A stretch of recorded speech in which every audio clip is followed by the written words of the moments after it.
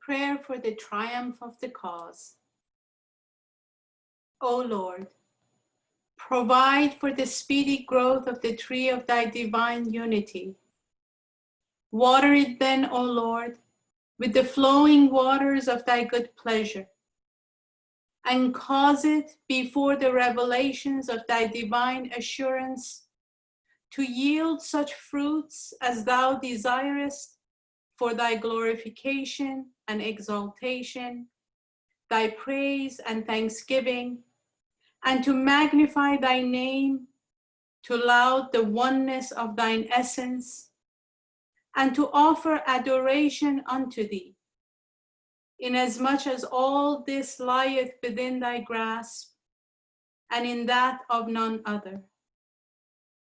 Great is the blessedness of those whose blood thou hast chosen, wherewith to water the tree of thine affirmation, that thus to exalt thy holy and immutable word.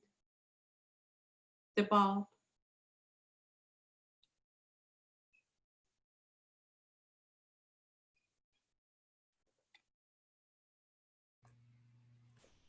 Thank you very much, Roya Jan. Welcome.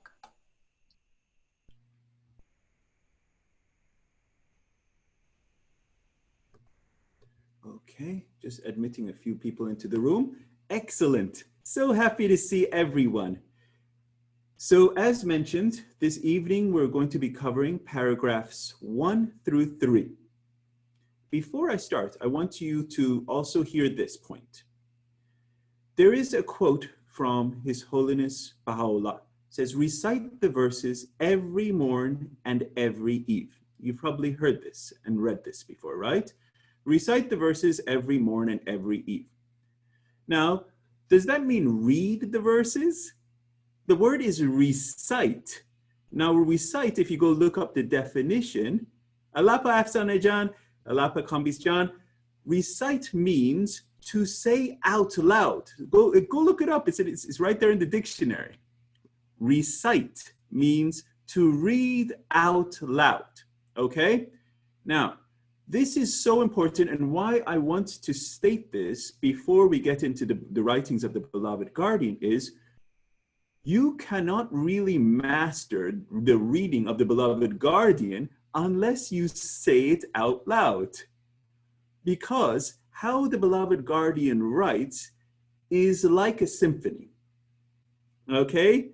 A symphony has starting point, dramatic, and then it has, it's a point where, it's a calm period, and then a build up, and then it has a nice pause. You have to hear the music of how it flows. You cannot read it like a book, okay?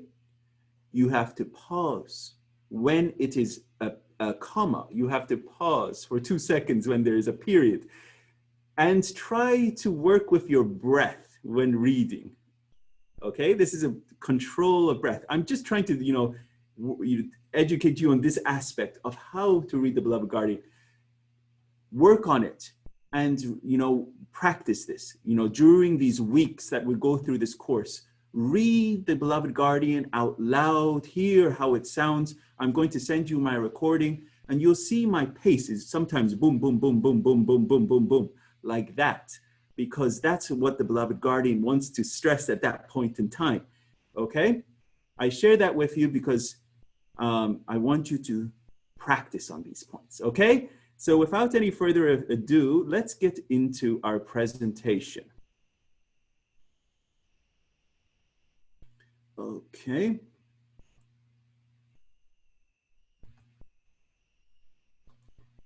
Can everyone see this? Give me a thumbs up. Excellent, great. Okay, so this is part 2 of our course exploring the advent of divine justice. In these paragraphs 1 through 3, these are the main themes that will be covered. America's first 7-year plan. The beloved guardian praising the community, and we will find his praise so incredibly in the upcoming paragraphs. So he builds his praise. So in the first 3 paragraphs, he praises, and then he praises even more, and then he pulls quotes from Baha'u'llah and Abdul Baha in coming paragraphs.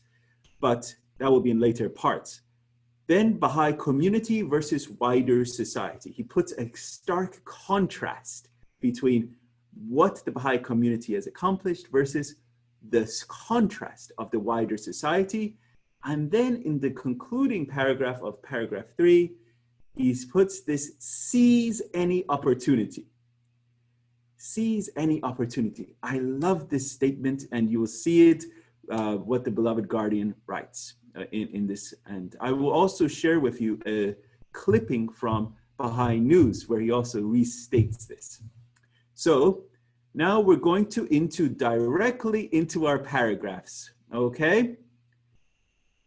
So I will read paragraph 1, okay? Who would like to read paragraph 2? And I will always leave this open to you because you are our class. This is you. This is your course. And I want you to practice. If you feel comfortable, if you don't feel comfortable, you don't feel comfortable. But who would like to read paragraph 2? Excellent. Saeed Jan, I'm very appreciative. Saeed Jan, you are reading paragraph 2. And who would like to read paragraph 3? Let me see your name, please. Mary McGregor. Mary McGregor. So you are reading paragraph 3. Okay. Thank you, Mary Jan. Okay. So I'm going to read paragraph 1, and then Saeed Jan will be reading paragraph 2, and Mary McGregor will be reading paragraph 3. Excellent. Okay. So let me minimize this window. It's there. Okay. There we go. To the beloved of God and the handmaids of the merciful throughout the United States and Canada, best beloved brothers and sisters in the love of Baha'u'llah, it would be difficult indeed to adequately express the feelings of irrepressible joy and exaltation that flood my heart every time I pause to contemplate the ceaseless evidences of the dynamic energy which animates the stalwart pioneers of the world order of Baha'u'llah in the execution of the plan committed to their charge. The signature of the contract by your elected national representatives signalizing the opening of the final phase of the greatest enterprise ever launched by the followers of the faith of Baha'u'llah in the West, no less than the extremely heartening progress recorded in the successive reports of their National Teaching Committee, attest beyond the shadow of a doubt the fidelity, the vigor, and the thoroughness with which you are conducting the manifold operations which the evolution of the 7-year plan must necessarily involve. In both of its aspects and in all its details, it is being prosecuted with exemplary regularity and precision, with undiminished efficiency and commendable dispatch.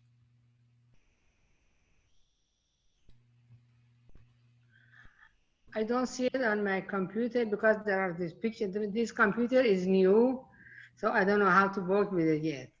So this picture covered the background, so I have to read it from my book.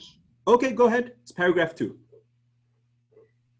The resourcefulness which the national representative of the American believers have in recent months so strikingly demonstrated, as evidenced by the successive measures they have adopted, has been matched the loyal, the unquestioning and generous support accorded them by all those whom they respect at every critical stage, and with every fresh advance in the discharge of their sacred duties. Such close interaction, such complete cohesion, such continual harmony and fellowship between the various agencies that contribute to the organic life and constitute the basic framework of every properly functioning Baha'i community, is a phenomenon which offers a striking contrast to the disruptive tendencies which the discordant elements of present day society so tragically manifest. Whereas every apparent trial with which the unfathomable wisdom of the Almighty deems it necessary to afflict His chosen community serves only to demonstrate afresh its essential solidarity and to consolidate its inward strength. Each of the successive crises in the fortunes of a decadent age expose more convincingly than the one preceding it the corrosive influences that are fast sapping the vitality and undermining the basis of its declining institutions. Very well read. Thank you, Saidi Jan. Oh, paragraph 3. For such demonstrations of the interpositions of an ever watchful providence, they who stand identified with the community of the Most Great Name must feel eternally grateful. From every fresh token of His unfailing blessing on the one hand, and of His visitation on the other, they cannot but derive immense hope and courage. Alert to seize every opportunity which the revolutions of the wheel of destiny within their faith offers them, and undismayed by the prospect of spasmodic convulsions that must sooner or later fatally affect those who have refused to embrace its light, they and those who will labor after them must press forward until the processes now set in motion will have each spent its force and contributed its share towards the birth of the order now stirring in the womb of a travailing age. Thank you very much, Miss Mary McGregor. Very well read. Excellent. So these are our first 3 paragraphs. Now let us get into an introduction to these paragraphs.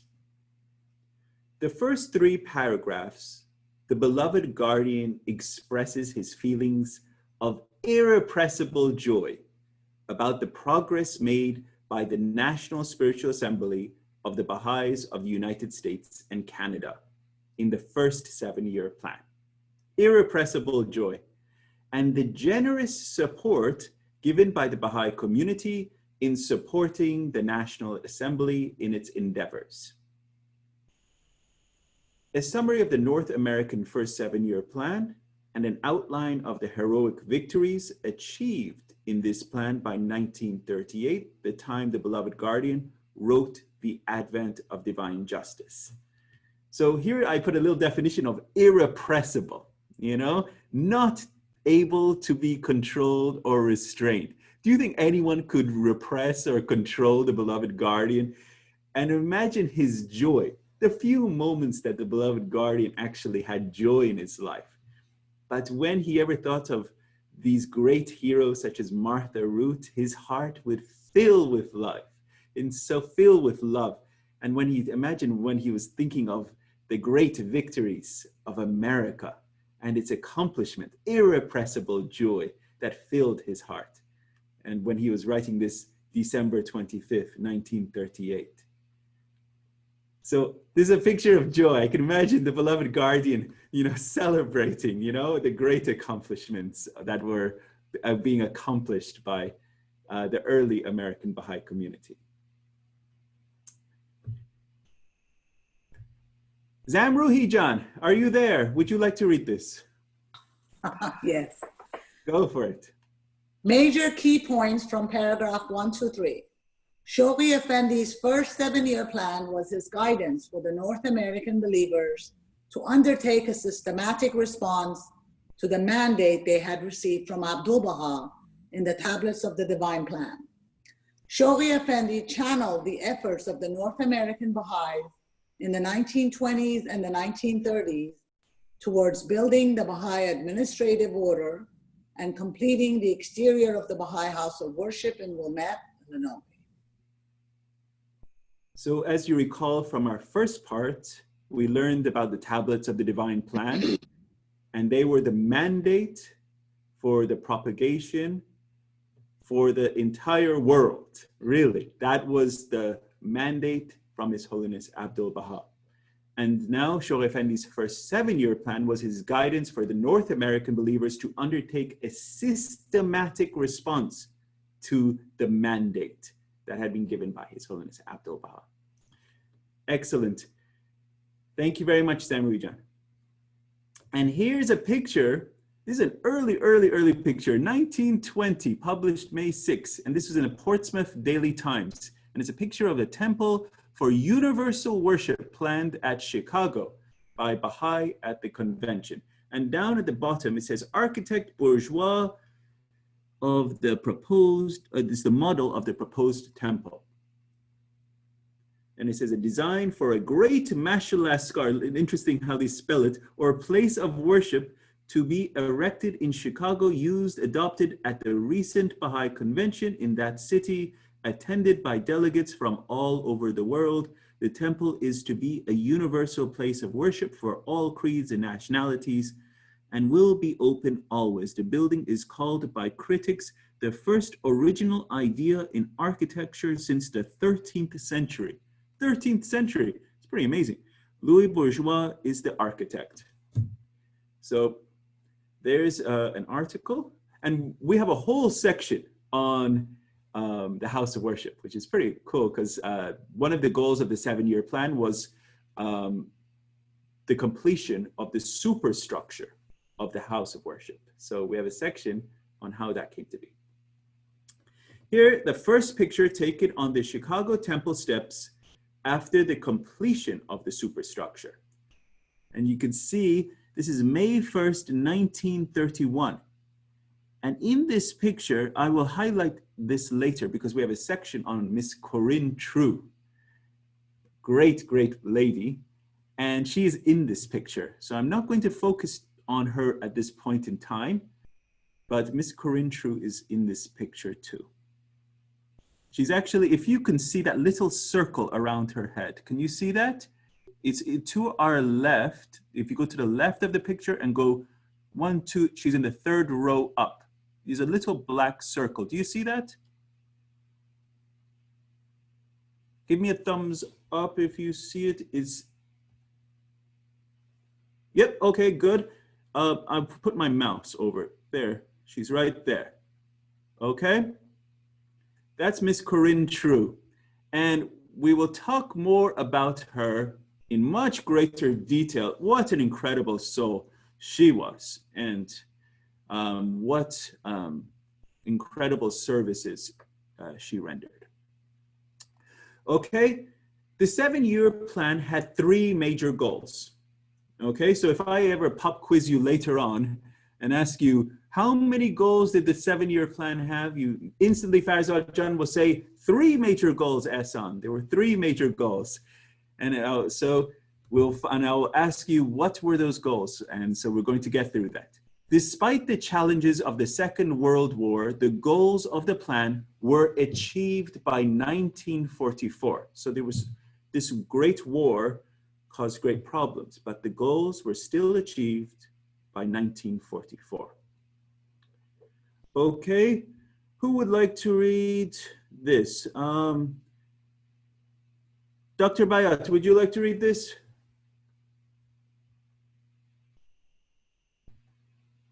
Either Sure. one of the Dr. Bayats. Oh, yes, Vafa, go for it, please. The National Spiritual Assembly established an Inter-America Committee in 1936 to coordinate teaching activities in Mexico, Central America, South America, and islands of the Caribbean Sea. A schedule was developed to complete the external decoration of the temple within the course of the plan. Thank you. So this is something that was really amazing. So this fledgling American Baha'i community, just building up its institutions, its assemblies, its framework, and just think, 20 years earlier, Abdu'l-Baha was stepping on the shores of America, going back and forth and giving talks everywhere for 239 days, right? And what happened 20 years or so later? Now they have reached a level where the beloved guardian is saying, Inter-American Committee. What an incredible community America is. Now they're saying, go forth and take this to outside of your confines. Go to South America, go to Central America, go to the islands of the Caribbean Sea, and set these assemblies up. This is truly amazing. I urge you to read Baha'i News, the early volumes of Baha'i News, and you will see this community goes from strength to strength to strength. It's truly amazing. So thank you. And then it was also a schedule was developed to complete the external decoration of this temple. Now, I really want you to think about this and study this also in your lives.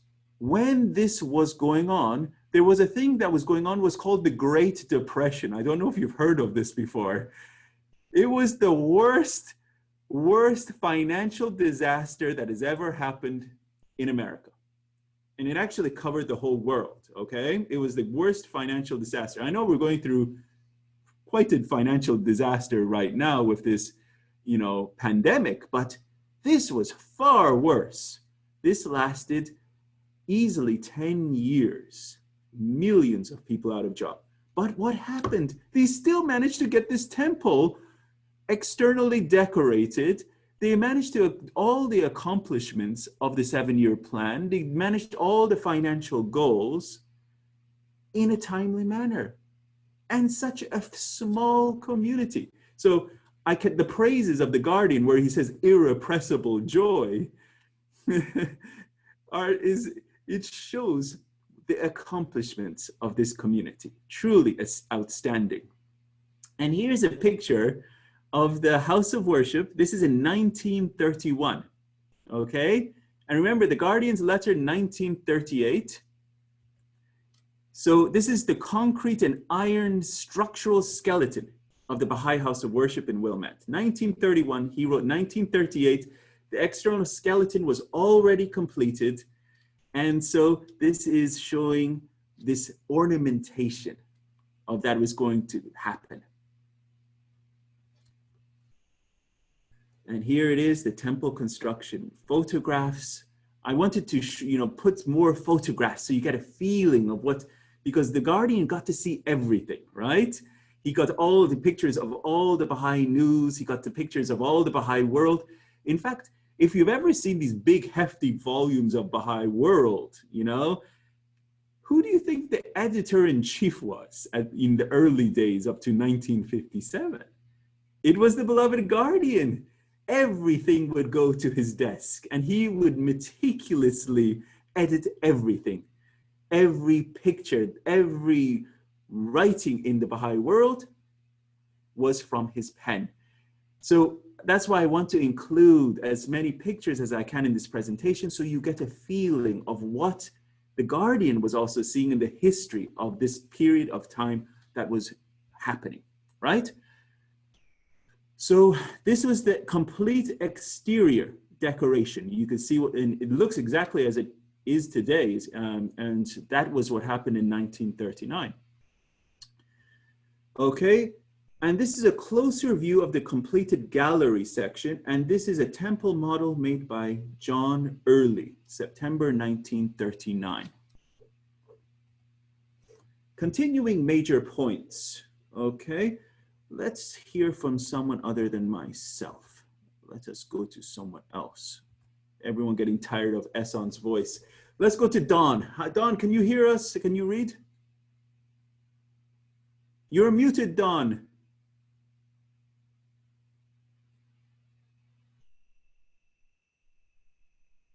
And we still can't hear you, Dawn. I think it's a microphone issue. We'll have to get that resolved. I apologize. We still can't hear you. Am I the only one that can't hear him? Can anyone hear him? No one else can hear you, Dawn. Unfortunately, we can't hear your great voice. So maybe next time we will hear you. Okay, Dawn? I apologize. Miss Yuda Miller, you have the floor. Okay. Major key points from paragraph 1 to 3. The apparent challenges faced by the Baha'i community primarily demonstrate its unity and reinforce its inner strength.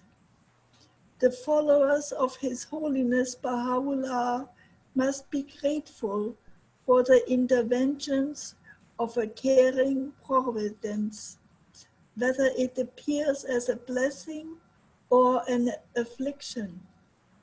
The Baha'i community should be alert and prepared to seize any opportunities that arise from crises or victories to advance the Baha'i faith. Thank you, Miss Yuda. Very well read. Very, very well read. Thank you. This is so important, these points, and I want you to reflect on this. And obviously, I'm going to send each one of you these slides after each session so you can reflect and study in the privacy of your chamber. This point of the apparent challenges faced by the Baha'i community primarily demonstrate its unity and reinforce its inner strength. The early days of the American Baha'i community were faced by extreme challenges. And we're going to get into that. I'm not sure if it's this part or the next part off the top of my head, but it was faced by extreme challenges. And some of them were defections. Some of them were lack of access to the authoritative word. Remember, the authoritative word, there wasn't many translations. The writings itself was in Persian. So there wasn't a lot of literature available. So it was really on what was available, and what was available was at the early days was the teachers that were going around and teaching the faith. We will get into that section. But really, these were incredible challenges, incredible obstacles that the early American Baha'i community was beset by. Okay? The followers of His Holiness Baha'u'llah, this is another amazing thing I want you to also reflect on, especially during this time of COVID that we're all suffering, you know, relatively speaking, must be grateful. We must be grateful for the interventions of a caring providence, whether it appears as a blessing or an affliction. So we should be grateful whether it's a blessing or an affliction. So we should be grateful regardless. Do you understand? This is the attitude of the followers of Baha'u'llah. And this is something else. On all matters, we should be alert and prepared to seize any opportunities. Whenever I read the Beloved Guardian and anything written about the Beloved Guardian, whether it's The Priceless Pearl, The Guardian by Yuga Gyacheri, whether it's anything about him, I always picture the Beloved Guardian like having one of these little radar satellites on his head, hearing everything that's going on in the world, hitting him. He is always attuned, always alert, knowing exactly what is timely, the perfect, all the times that he went and acquired the best time for acquisitions for things for the World Center. He finds, this great thing in England for the ornamentation for, the shrines, or in the perfect timing for sending a letter to, the spiritual assembly in England, or a very, mundane letter to an individual, but it's so perfectly timed to help that individual. I see him as having this little thing above his head, that is just so attuned. He is absolutely alert and prepared to seize any opportunities. And we have to be like that, alert and prepared to seize opportunities to what is happening around us that arise from crisis or victory. So what is going on around us is it might be a crisis, but in the end, it will be a great victory. So how can we use this opportune time to create these meaningful conversations that we can talk and explore the faith to our friends? And this book, this great letter written in 1938, has these great conversation starters. So let's carry on. The beloved guardian refers to the execution of the first 7-year plan undertaken by the National Spiritual Assembly of the Baha'is of the United States and Canada in 1937 under his care and guidance as the greatest enterprise ever launched by the followers of the faith of Baha'u'llah in the West. This endeavor represented the first systematic response by the North American believers to the mandate they received from Abdu'l-Baha in the tablets of the divine plan. As highlighted by Shoghi Effendi, it was also the first systematic teaching enterprise in the West, launched to expand and consolidate the Baha'i faith. So prior, we talked about the tablets of the divine plan, and we talked about how individually some believers spontaneously arose, such as Martha Root, such as the Clara and Haida Dunn, spontaneously arose. Fantastic, amazing souls. We'll talk about them in much greater depth, but they were not under any level a systematic response. They were individual stars, suns, they were just beautiful lights emerging into the world, but not a systematic response by the North American believers. And granted, they didn't have the institutions at that point in time, right? The beloved guardian was helping to raise this process through his letters all the way up to the 7-year plan. So now he says this is the first systematic response, okay? Now let's hear from, how about you, Bahram John? Can you read? Go for it.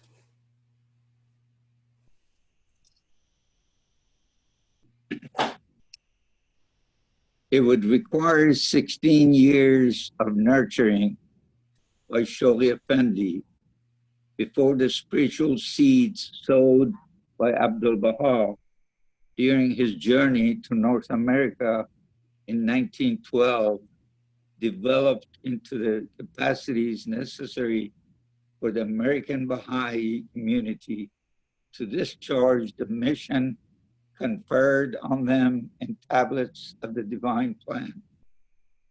Although the response of the North American Baha'is to the tablets of the divine plans was immediate, the initial progress was insignificant.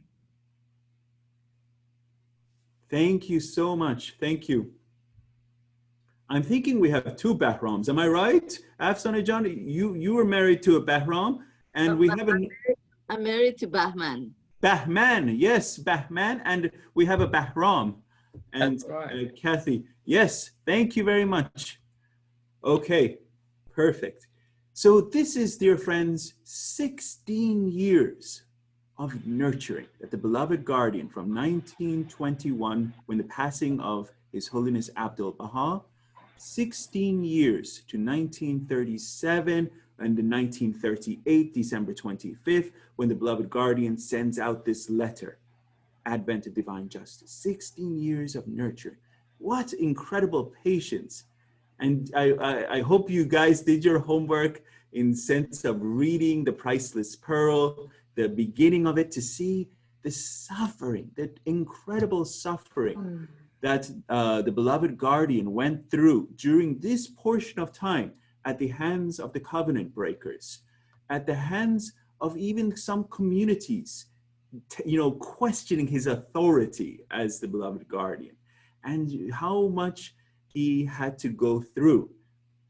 And I did a compilation of the letters of the beloved guardian during this period. It's incredible. Over how many letters, and how to individuals, to institutions, to agencies, to government agencies. He was just writing during this period to build up these communities. This is truly nurturing what he was doing. The beloved guardian channeled the efforts of the North American Baha'is in the 1920s and the 1930s towards two goals. This is what he was really focusing on: building the Baha'i administrative order, and then completing the exterior of the Baha'i House of Worship at Wilmette. And we're going to talk about these two goals and the importance of these two goals. The size and diversity of the community increased during this period. These developments prepared the community to take up the challenge of pursuing a systematic plan in 1937. So he was building the Baha'i administrative order, and the Baha'i administrative order is the spiritual assemblies that we all know about. Also, these spiritual assemblies, also the National Spiritual Assembly. So these, he was slowly building and educating them, guiding them, laying down their foundations, their guidance, the teachings, and giving them per se the comfort, the encouragement and love, so that they could carry on their duties and tasks. Then number two is the completing the exterior of the Baha'i House of Worship at Wilmette.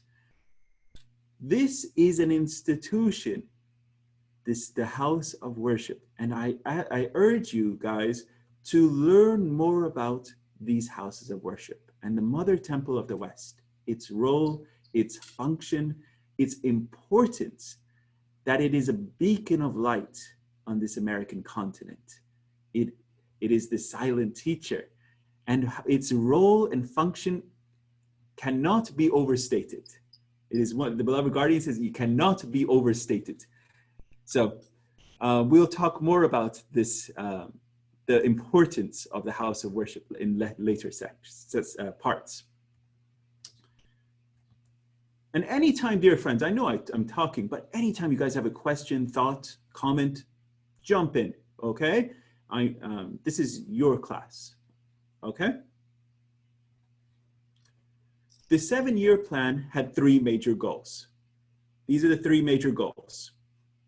The opening of every republic of Latin America to the Baha'i faith through the settlement of pioneers.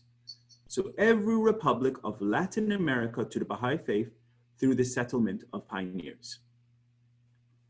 Goal number 2, the completion of the exterior of the Baha'i House of Worship in Wilmette, Illinois. And I showed you a picture of that being completed in 1939. And the 3rd major goal is the establishment of at least 1 local spiritual assembly in every state in the United States and in every province in Canada.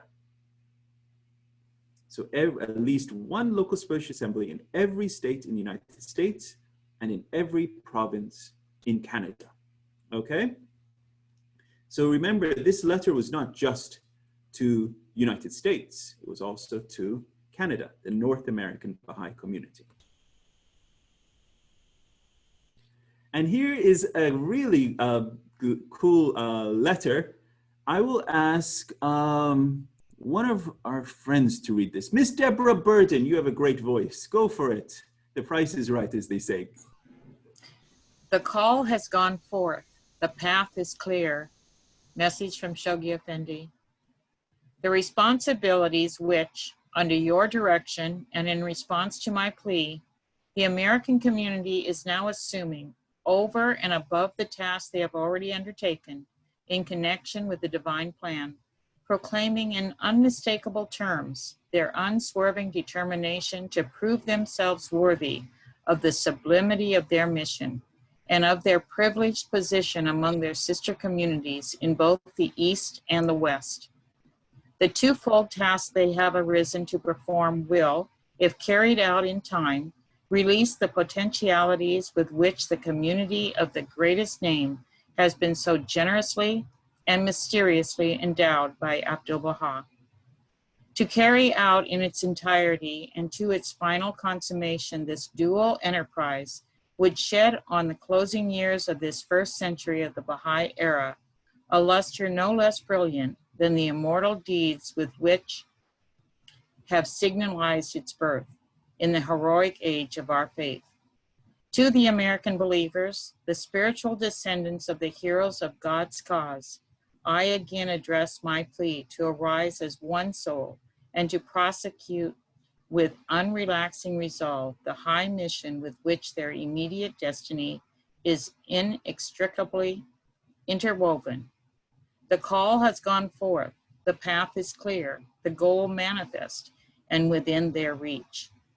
Though their responsibilities be pressing and heavy, and the obstacles formidable and manifold, yet the spirit of our invincible faith will enable them to conquer if they arise unitedly and determinedly and persevere till the very end. Shoghi. Thank you, Miss Deborah. You're welcome. You know, when it says the call has gone forth, gives me shivers. It makes me think of when the olden days, they had this bugle, you know, and I could picture the beloved guardian with this bugle going and, you know, announcing to the whole world, you know, the divine plan. And now I'm picturing the Universal House of Justice in the Rizvan message, you know, the call has gone forth. Who is going to arise? Who is going to take up the call, you know? And so it's very amazing. You know, we need to read these letters, and it's so inspiring. And it says, the plea to arise as one soul and to prosecute with unrelaxing resolve the high mission from which their immediate destiny is inextricably interwoven.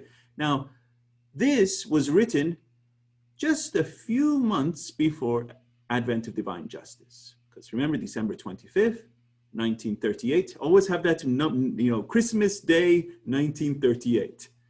Christmas Day, 1938. So you'll always know, Ehsan, I know when Advent of Divine Justice was written, it was on Christmas Day, 1938.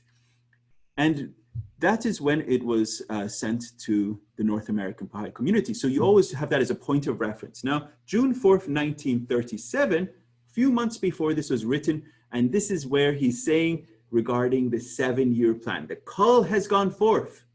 Who is going to arise? Who is going to fulfill this great destiny? Okay? Now, the community deployed three teaching methods to establish new home front local spiritual assemblies. And you remember, they wanted a local spiritual assembly in every of the 50 states and every one of the provinces of Canada. So how did they accomplish this? They had these teaching methods. So they had three teaching methods. One was firesides. I've heard of that before. Has anyone heard of that before? Right? Yes. Firesides. Number two is teaching campaigns that were developed during the 1930s. And number three is home front pioneering, okay? So firesides, teaching campaigns that were developed during the 1930s, and home front pioneering. So this is how they accomplished this goal of the beloved guardian to have spiritual assemblies in every one of the 50 states and in each one of the provinces of Canada. Okay, so let's look at one of them. So this is the fireside teaching. Okay, let me have Miss Kathy. Miss Kathy, would you like to read this? You are muted, Miss Kathy. And for some reason, I can't hear you either, Miss Kathy. Fireside teaching. Oh, there we go. There we go. Got me? Okay. Yeah, got you. Go ahead. Fireside teaching, most effective form of teaching. Of all the ways of teaching, the Guardian said that the fireside method was the most effective. It should not be overlooked, however, that the most powerful and effective teaching medium that has been found so far is the fireside meeting. Because in the fireside meeting, intimate personal questions can be answered, and the student find the spirit of the faith more abundant there. Letter written on behalf of Shoghi Effendi, quoted in the Individual and Teaching. Thank you. Very well read. Most effective form of teaching.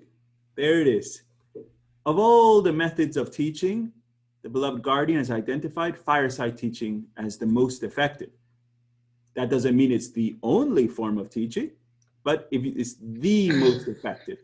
And we've all heard these beautiful letters from the Universal House of Justice about connecting to the heart of the individual, right?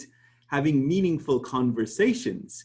And this is all about having that connection with another individual so that you can have a fireside, open the door to having that level of conversation with someone, to really teach and communicate with another soul. So this was one of the three methods that was employed by the American Baha'i community to reach the goals during this first 7-year plan. Now, we talked about this World War II. Now, World War II had a significant impact on the progress of the plan.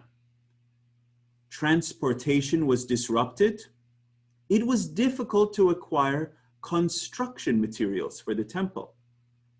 And Baha'i pioneers had major problems to find housing in goal areas. So these were three major problems of this great war that happened, the World War II. Now think about it, the beloved Guardian was really putting pressure on the American Baha'i community to complete the ornamentation of the Mashal Askar, the house of worship. And think about it during World War II, when you just can't get access to anything.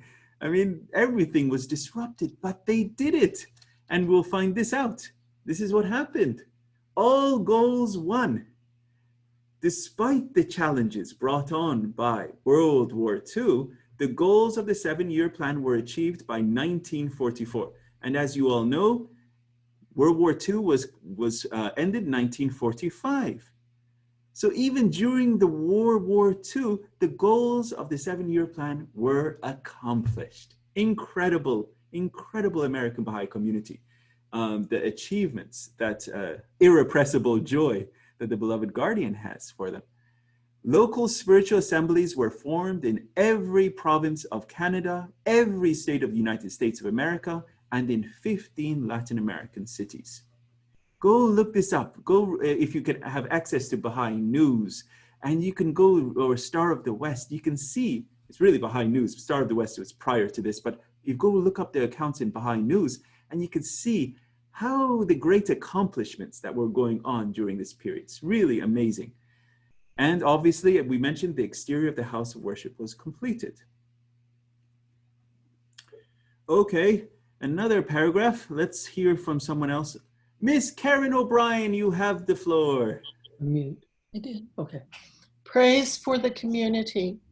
In the opening paragraphs of the Advent of Divine Justice, The beloved guardian praises the National Spiritual Assembly of the Baha'is of the United States and Canada and its National Teaching Committee for pursuing the 7-year plan with exemplary regularity and precision, with undiminished efficiency and commendable dispatch.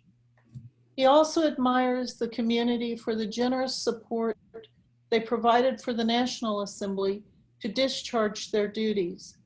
Such statements reflect the devoted response that the North American Baha'i community and institutions gave to the appeals and guidance of Shoghi Effendi. Indeed, the response of the North American Baha'i community to the earnest request of Shoghi Effendi to pursue the goals defined by Abdu'l-Baha in tablets of the Divine Plan was swift and overwhelming. Very well, Miss Karen. Now think about the words in this, okay? Exemplary regularity, precision, undiminished efficiency, commendable dispatch. This is the National Spiritual Assembly of the United States and Canada at that time, as well as the National Teaching Committee at that point in time.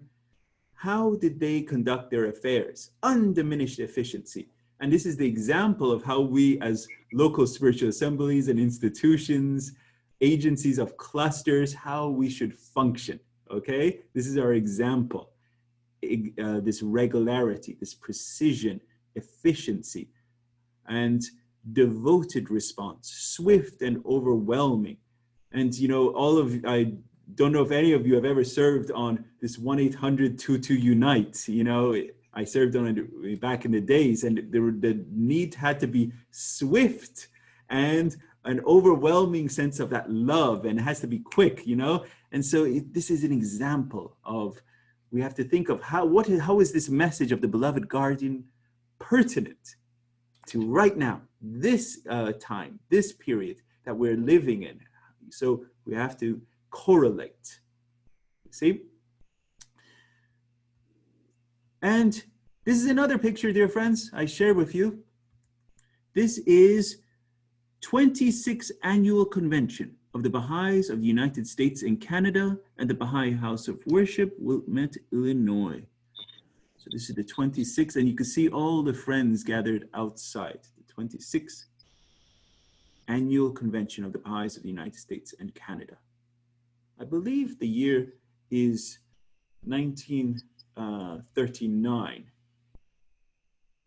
Let me see. Is that 1930? Sorry, 1934. Sorry, 1934. It's a little hard to read. Okay. Now, this is interesting. I shared this with you because this is 1936, okay? The United States National Convention in 1936.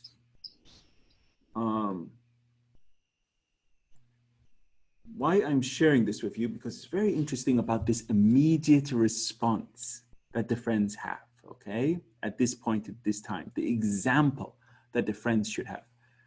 So this is the cablegram from the beloved guardian Shoghi Effendi. Says, Abdu'l-Baha's historic appeal message to 1936 convention. Convey American believers abiding gratitude. This is from the beloved guardian. Convey American believers abiding gratitude. Efforts unitedly exerted teaching field. Inaugurated campaign should be vigorously pursued, systematically extended. Appeal assembled delegates. Power historic appeal voiced by Abdu'l-Baha Tablets Divine Plan. Urge earnest deliberation with incoming National Assembly. Ensure its complete fulfillment. First century Baha'i era drawing to a close. Humanity entering outer fringes, most perilous stage its existence. Opportunities present hour unimaginably precious. Would to God every state within American Republic and every republic in American continent might ere termination this glorious century embrace light, faith Baha'u'llah, and establish structural basis of his world order. I don't know how he does it, but in that one paragraph summarizes the 7-year plan so concisely, and you get the gist of it even without all the of, ands, buts, thus. And it's incredible how he, even in a cablegram, conveys the essence, but also the power of his message. So this is the cable that went out to that convention. Now, this is the response. Horace Holly, as you know, was the secretary of the National Spiritual Assembly of the Baha'is of the United States and Canada. This is how Horace Holly describes the upliftment of the North American Baha'i community upon receipt of that very cable, okay? I love this because this is the back and forth and shows the spirit of that National Spiritual Assembly. It says, from the hour when this message was presented, the American believers have made supreme and collective effort to rise to that world of action and complete consecration revealed in Abdul Baha's words. Their realm of responsibility has widened to include Mexico, Central America, the islands of the Caribbean Sea, and South America. A sense of intimate personal conviction has grown rapidly in the hearts. The feeling of crisis and challenge has galvanized the community. It has become realized that true faith means capacity for growth, that a passive and static acceptance of the Baha'i teachings is sterile and unacceptable. Passive and static acceptance, cannot have that. You have to have strong, galvanized understanding of the faith of Baha'u'llah. And it says this feeling of crisis and challenge that we have, you know, even imagine 1930s when that was going on with this disaster of Great Depression, incoming of World War II, crisis. What has it done? Galvanized the community. It's incredible. They have become stronger, strength after strength, even during this great time of crisis. And how did they respond? Collectively, supremely, consecrated together. And where did they go? Their focus widened. Now they're focusing out, even outside of America.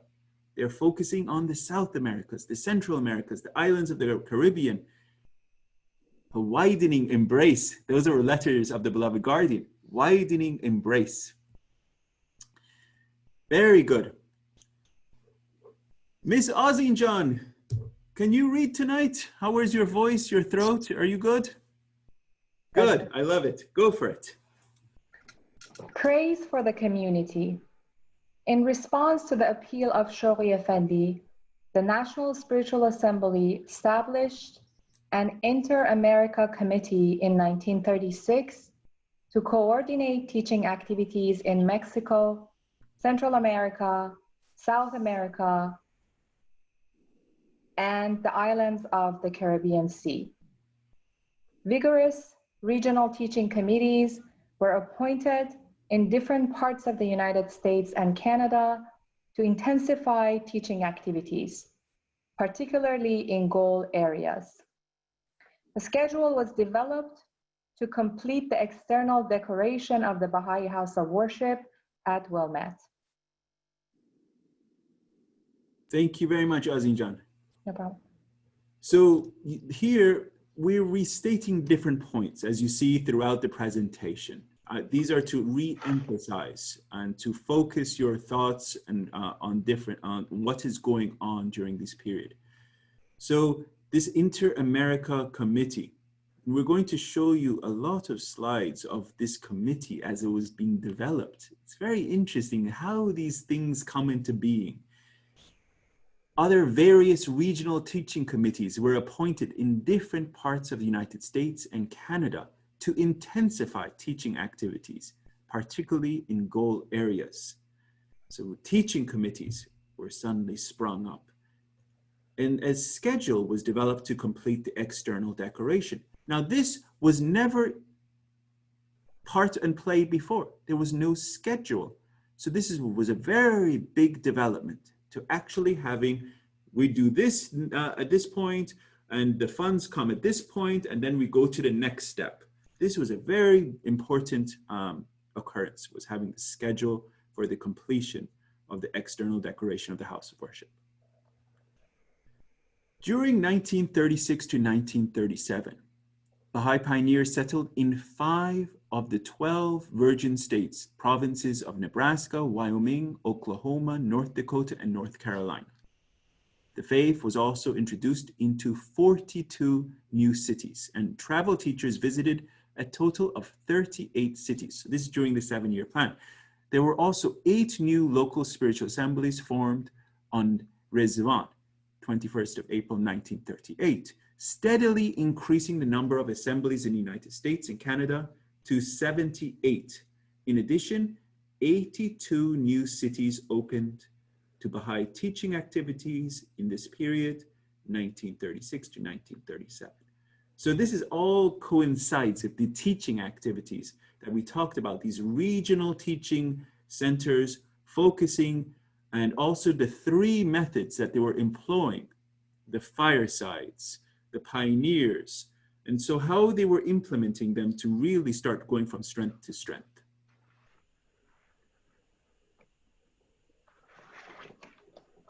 In the second paragraph that was read, the beloved guardian refers to the complete cohesion, unity, and harmony among various agencies of the American Baha'i community.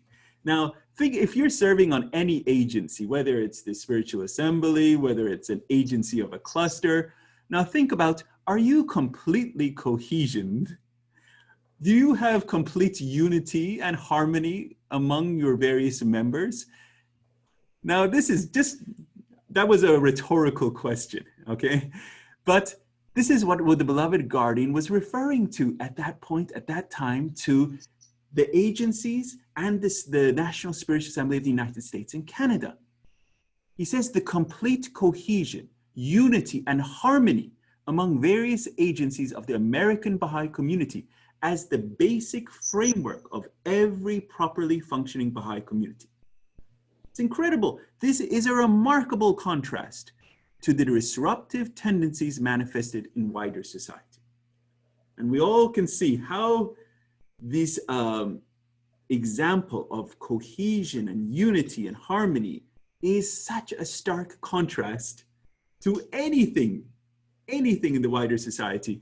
And when I sent this presentation to the research department of the Universal House of Justice, I highlighted, they highlighted one word in the first presentation, and it was diametrically opposite. Diametrically opposite to any of the standards of the other world, the old world order. You know, is there this, what the Baha'i world community is building is diametrically opposite, 180 complete to anything there is or has been. The beloved guardian Shoghi Effendi then continues by making another comparison between the American Baha'i community and the wider society around it. The challenges faced by the Baha'i community primarily demonstrate its unity and reinforces its inner strength. On the other hand, each successive crisis afflicting society illustrates more clearly than the one before the destructive elements that are eroding its vitality and undermining the basis of its declining institutions. So did you follow this? Do you want to, so each one of these crises that is afflicting humanity, each one of them, it is doing what? Eroding its vitality and undermining the basis of these declining institutions. All of these old world institutions are slowly eroding away.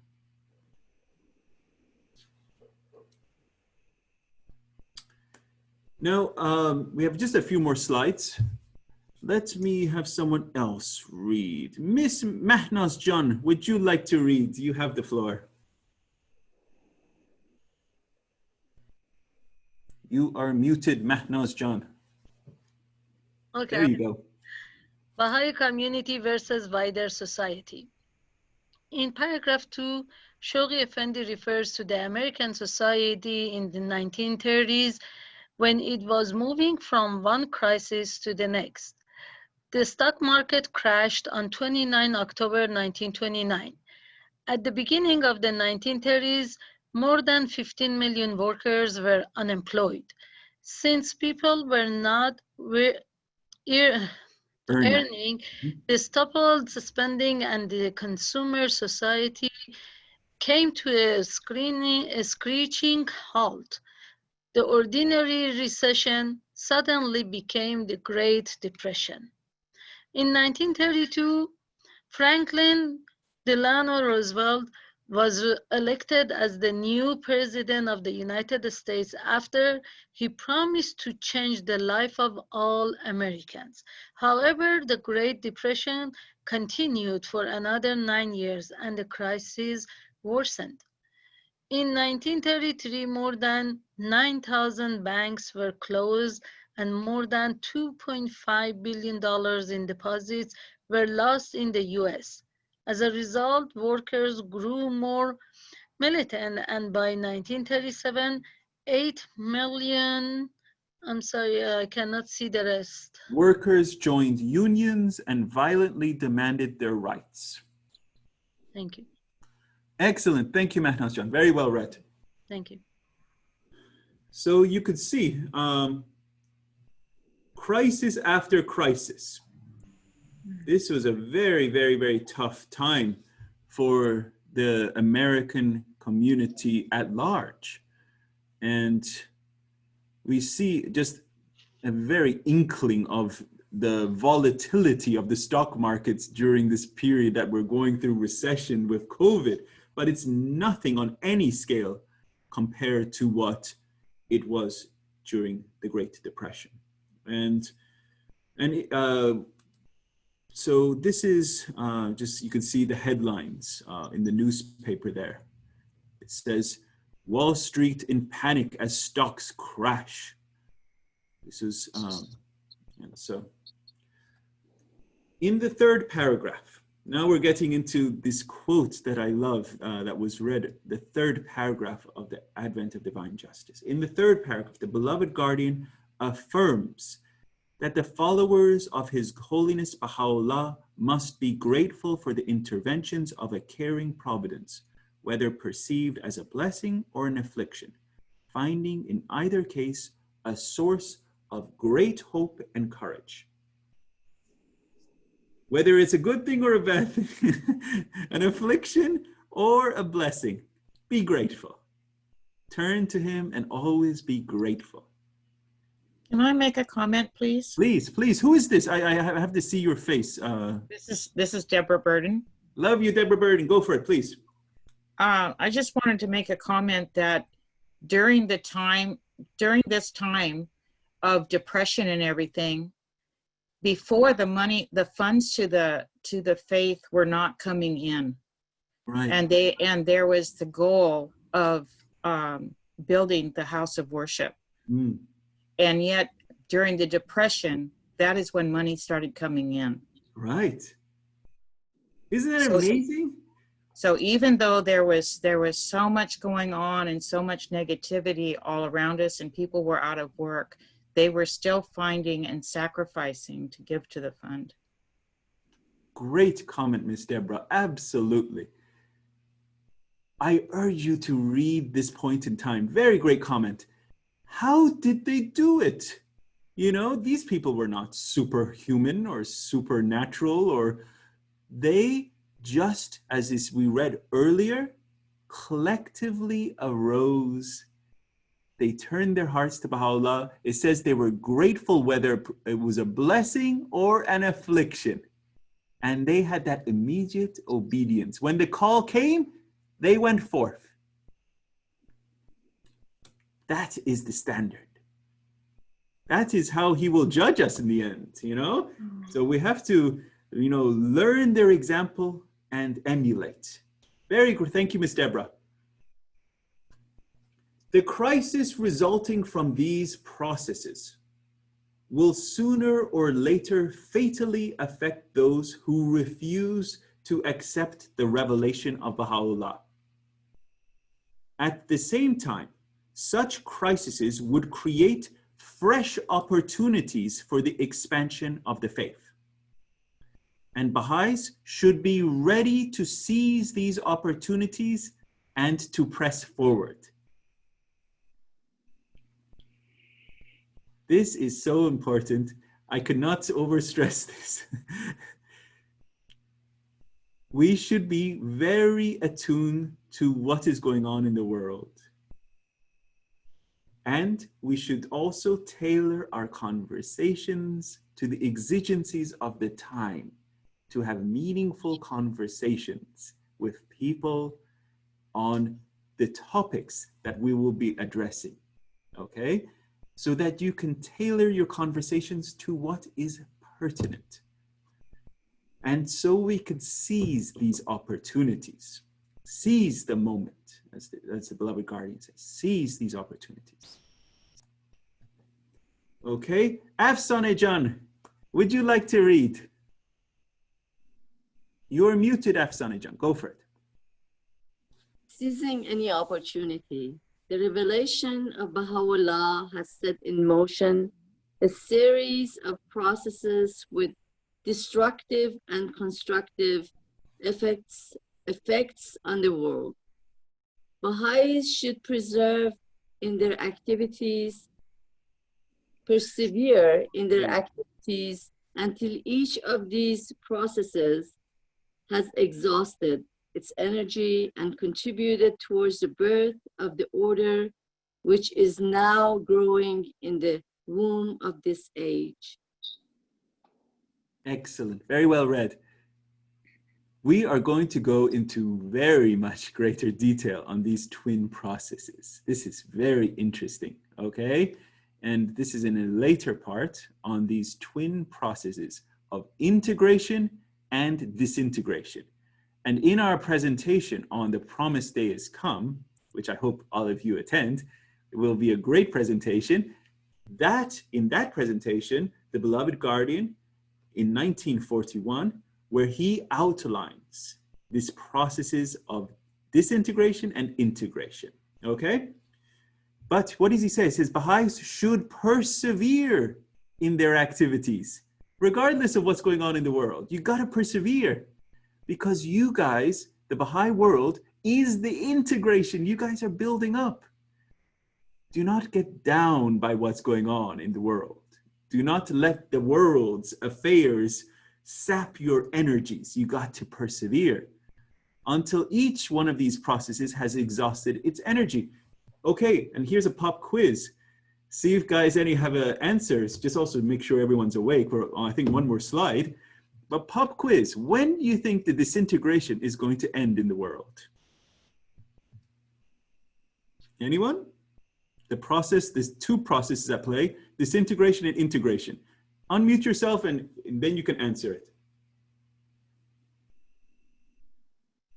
Anyone? When humankind get to maturity. Development. Golden age. There you go. Bahram Jan. Was it Bahram Jan? I think you said it, right? The golden age. And we're going to explore that. And Mahnaz Jan, you were not wrong. But it was the actual term is the golden age of the cause of Baha'u'llah. Okay? Right. So that is when the process of disintegration is finished and we have entered into a new phase. So this whole period that we're in is the formative age, and it is a very turbulent period that we're in. And this period is got these twin processes at play, disintegration and integration. Okay? And never give up, never get down. There is so much work to be done. Now, I wanted to share this clipping. This is from the Beloved Guardian, 1936. I think this is my last slide. So then you can go and rest. So I'm going to read this because it's kind of small and a little faded, but I'm going to read this. Intensify teaching work 1,000-fold. I love it. Intensify teaching work 1,000-fold. This is the beloved guardian. He reads, I am eagerly awaiting the news of the progress of the activities initiated to promote the teaching work within and beyond the confines of the American continent. The American believers, if they wish to carry out in the spirit and the letter the parting wishes of their beloved master, must intensify their teaching work 1,000-fold and extend its ramifications beyond the confines of their native land and as far as the most distant outposts of their far-flung faith. The tablets of the divine plan invest your assembly with unique and grave responsibilities and confer upon it privileges which your sister assemblies might well envy and admire. The present opportunity is unutterably precious. It may not recur again. Undaunted by the perils and the uncertainties of the present hour, the American believers must press on and prosecute in its entirety the task which now confronts them. I pray for this success from the depths of my heart. Signed, Shoghi. Now think about this, dear friends. If you're serving on an agency of a cluster or serving on a spiritual assembly and you receive this letter, 1,000-fold extending the work of your teaching efforts, how do you respond to something of this? Now, and we read what the response of was from the National Spiritual Assembly of the United States and Canada. We read what Horace Hawley, the immediate cohesion and unity arose as one organic body and one organic community to champion the first 7-year plan. This is how we should respond to the plans of the Universal House of Justice. Organic unity. So, dear friends, I think this was my last slide. Yes, excellent. So, we're back to everyone. Any questions, thoughts, comments on our part 2?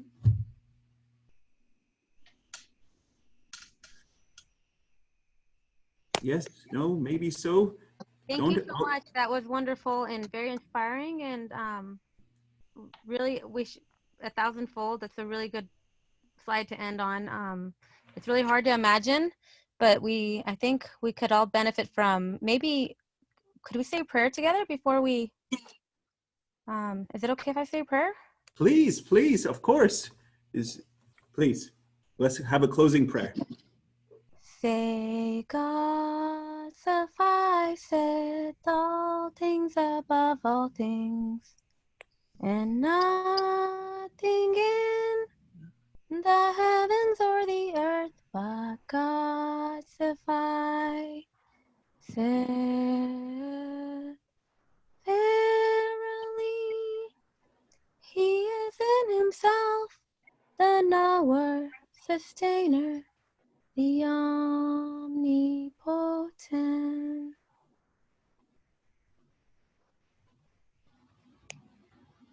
What is our homework for next week? Thank you, Sarah. Yes, Miss Deborah, your homework for next week. Great question, Miss Deborah. Okay, I want you to read paragraphs 4 through 9. Okay, this will be part 3. Now, when I say read it, as I said at the very beginning of our session, read out loud, okay? Because I want you to hear yourself reading the words. There was a quote, I'm going to share this quote with you in the email, and this is from the Hand of the Cause of God, Dorothy Baker, okay? And she said, she was asked this question, why does the instruction recite the verses every morning and every evening? I shared that with you at the very beginning, and it's to, that we have to read it out loud. And she answered this question. Someone asked her this question, and she said, and I'll send you the quote, she said, because we have to live in a state of prayer. Live in a state of prayer. And when we read something out loud, our body, our mind, our ears are hearing ourselves in a state of prayer. So it is the process of transformation of ourselves. Okay? So apart from that, our tongue will start getting adjusted to the style of the beloved guardian. Practice, okay? His Holiness Baha'u'llah has different style. His Holiness Abdul Baha has different style. And the beloved guardian has different style. So read out loud, read, practice. And the more that you are practicing, you will feel more comfortable when I call upon you, because God knows I will call upon you to read. And you know, so practice reading, practice saying, and read the paragraphs 4 through 9. That is your homework, Miss Deborah, okay?